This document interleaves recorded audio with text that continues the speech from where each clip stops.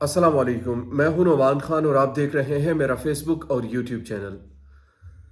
عمران خان کو باندھ کر اقتدار سے نکالا گیا۔ یہ شاید تاریخ کا ایک انوکھا واقعہ ہوگا، مگر اس کی تفصیلات ہر کسی کے پاس نہیں ہے کہ پچھلے 2 گھنٹوں میں کیا ہوا، کیسے یہ سب کچھ تبدیل ہوا۔ Security high alert, high court اور سپریم کورٹ کھول دیے گئے، پارلیمنٹ کے باہر پرزنر وینز آ چکے تھے اور ایک ایمرجنسی کا سما تھا۔ یقین جانیے اس وقت یہ ماحول آپ اسلام آباد کا دیکھتے تو شاید ماشاء اللہ سے کم معاملات نہیں چل رہے تھے۔ وجہ صرف ایک تھی کہ ہم آزادی چاہتے ہیں، ہمارا ملک آزاد تھا تو ہم آزادی سے فیصلے بھی چاہتے ہیں، یہ چیزیں تھیں۔ دوسری طرف جب رجیم چینج کرنے میں امریکی سامراج کامیاب ہوئی تو دشمن بھی خوشی سے جھوم اٹھے۔ وہ دشمن کہ جن پر عمران قہر بن کر ابھرتا تھا وہ کل جھوم اٹھے اور ٹویٹر پر پیغامات شیئر کر رہے ہیں۔ وہ گستاخ رسول جو کہ کارٹون بنا بنا کر ہمارے نبی کے شان میں گستاخی کیا کرتے تھے، وہ ڈھول بجا کر آج عمران خان کو حکومت سے گرانے پر خوشیاں منا رہا ہے۔ آج ہر دشمن رسول کے چہرے پر مسکراہٹ ہے اور اس کی صرف وجہ عمران خان کی اقتدار سے نیچے اترنا ہے۔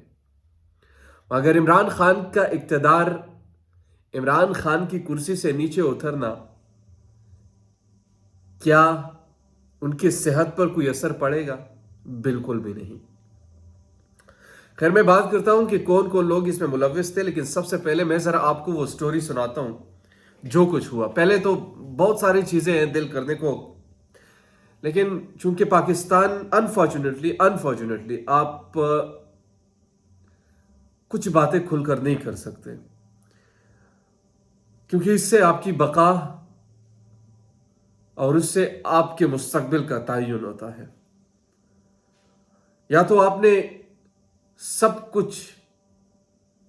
کشتیاں جلائی ہوں تب آپ کچھ کر پاتے ہیں، مگر شاید میں اب اتنی سکت نہیں رکھتا تو اتنی بات بھی نہیں کرنا چاہتا۔ مگر چند جو صورتحال تھی اور جو اس وقت گردش کر رہی ہے اس سے میں آپ کو آگاہ کر دوں۔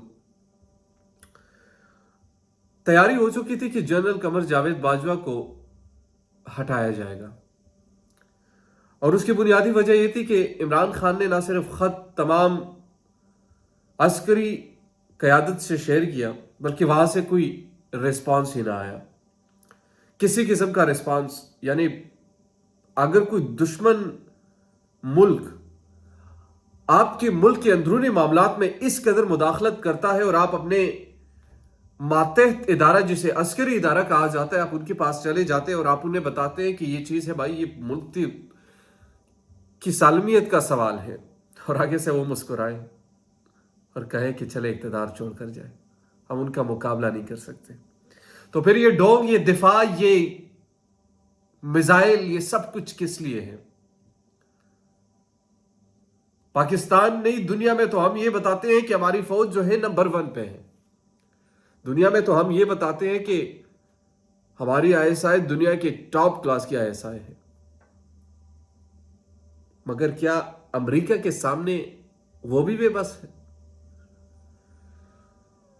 جب یہ فیصلہ ہوا کہ جنرل باجوہ کو ہٹانا ہے تو عسکری قیادت کو یہ معلوم ہوا، اور چونکہ نوٹیفیکیشن جو کرنا تھا وہ بیوروکریسی نے کرنا تھا، بیوروکریسی بڑی سہمی ہوئی تھی اور وہ چاہتی تھی کہ ایسا تو بڑا مشکل ہو جائے، کیونکہ ان سے ٹکر لینے والا کوئی بھی ہو ظاہر 1000 بار سوچے گا اس سے پہلے۔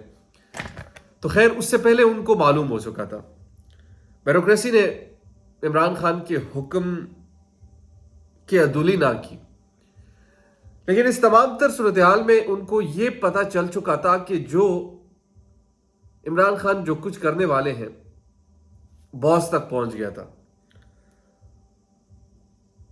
یہ جو آخری 2 گھنٹے ہوئے نا، اس میں جب ایک ہیلی کاپٹر آیا اور بی بی سی کی ایک رپورٹ کل سے شائع ہو جس کی آرمی نے تردید بھی کی ہے، مگر انہوں نے یہ لکھا ہے سب کچھ جو میں آپ کے سامنے رکھ رہا ہوں. تو ہیلی کاپٹر لینڈ ہوا، سیکیورٹی ٹائٹ ہوئی، اور یہاں تک کہا جا رہا ہے کہ عمران خان کو ایک کمرے میں بند کر دیا گیا، ان کے ہاتھ پاؤں باندھ دیے، ان کے منہ میں کپڑا تک دے دیا کہ بات نہ کر سکے، اور ان پر تشدد کیا گیا. یہ سب کیا تھا یا کیا ہے، اور کون یہ سب خبریں پھیلا رہا ہے اور کس لیے پھیلا رہا ہے؟ اور پھر شہباز گل کو لوگ کوٹ کر کے یہ باتیں کر رہے ہیں. قصور صرف یہ تھا کہ آزادی چاہتا تھا نا، قصور صرف یہی تھا کہ ملک کی خود مختاری چاہتا تھا، قصور تو صرف یہی تھا کہ چاہتا تھا کہ میرے ملک میں غلام کوئی نہ رہے، ہم آزادی سے اپنی زندگی بسر کر سکیں، ہم آزادی سے جیے، آزادی سے مرے. یہی بات تو وہ کرتا تھا. مگر نہیں، ہم نے غلامی کرنی ہے. ہماری پوری قیادت، پورے ادارے اس بات پر بالکل متفق تھے کل تک کہ ہم نے غلامی کرنی ہے، ہمیں آپ کی آزادی نہیں چاہیے. مجھے قائد اعظم سے بھی آج اختلاف ہے، آپ نے پاکستان کیوں بنایا تھا پھر؟ اگر ہمارے فیصلے امریکہ کرتے تو پھر بنانے کی ضرورت کیا تھی؟ یا پھر ہمیں دوبارہ 1940 سے اب جد و جہد کرنا پڑے گی؟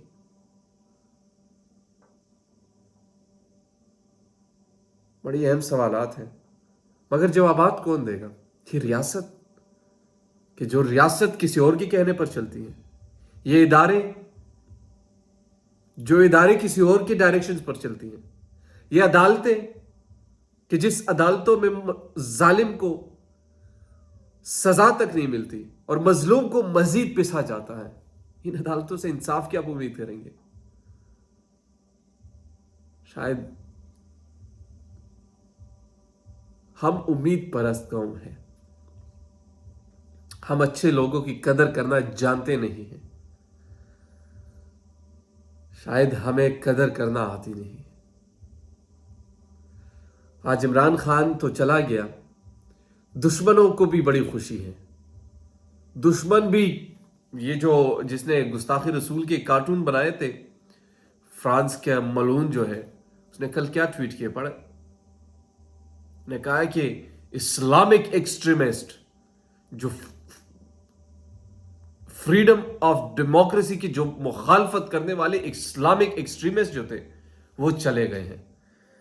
حرمت رسول کا دفاع کرنے والا جانثار چلا گیا ہے.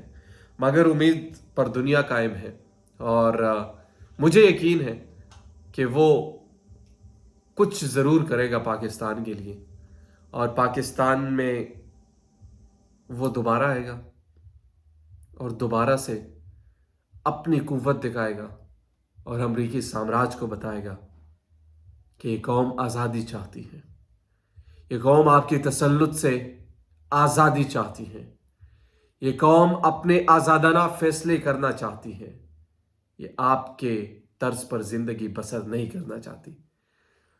بس یہی 2 باتیں عمران خان نے کی، اور یہی 2 باتیں میں نے آپ سے شیئر کی.